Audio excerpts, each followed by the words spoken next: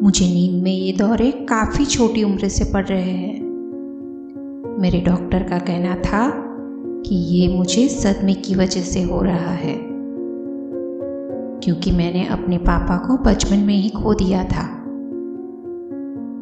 जब मुझे पहली बार ये दौरा पड़ा था तो मुझे एक बहुत ही डरावनी लड़की अपने कमरे में दिखाई दी। पापा के जाने के बाद मम्मी का बिहेवियर बहुत बदल गया था। जब भी ये बात मैं अपनी मम्मी को बताती तो वो मुझे हमेशा डांट देती।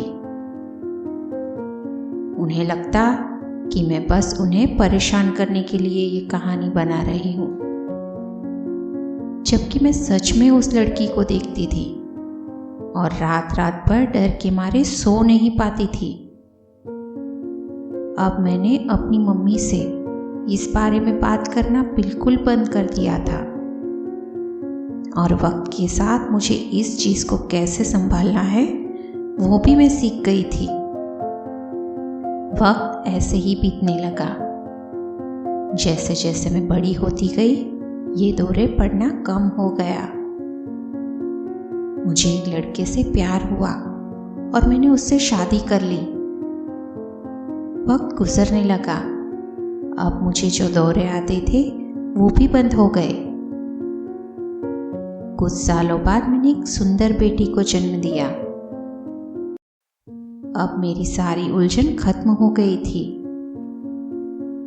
अब मेरी बेटी जैसे जैसे बड़ी होने लगी मेरी जिंदगी बदतर होने लगी। उसका चेहरा अब मुझे किसी की याद दिलाने लगा था। मुझे यकीन ही नहीं हो रहा था कि मुझे दौरा पड़ता था और जो डरावनी लड़की दिखती थी उसका चेहरा मेरी बेटी से हूबहू मिलता था। मेरे डॉक्टर को लगता था कि मैं अपने डर को अपनी बेटी में देख रही हूँ, पर मैं जानती थी कि ऐसा बिल्कुल नहीं है। अब मुझे फिर से वो दौरे पड़ने लगे।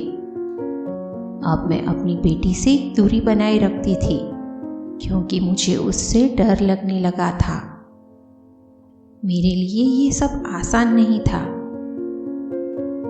मेरे पति को भी ये सब अजीब लगता था। हमारा हर 2 दिन में झगड़ा हो जाता।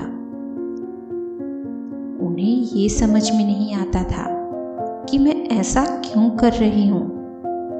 मेरी बेटी की 10वीं सालगिरह पर जब मैं जानबूझकर अपनी फ्रेंड के वहाँ चली गई तो मेरा और मेरे पति का बहुत बड़ा झगड़ा हो गया।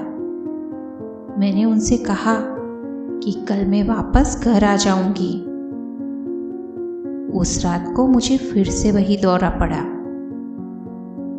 पर इस बार उस डरावनी लड़की का गला कटा हुआ था और उसका पूरा मुंह खून से सना हुआ था।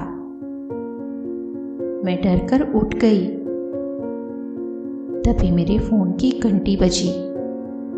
फोन पुलिस स्टेशन से था कि मेरे घर पर चोर घुस आए थे और मेरे पति और बेटी को मार डाला।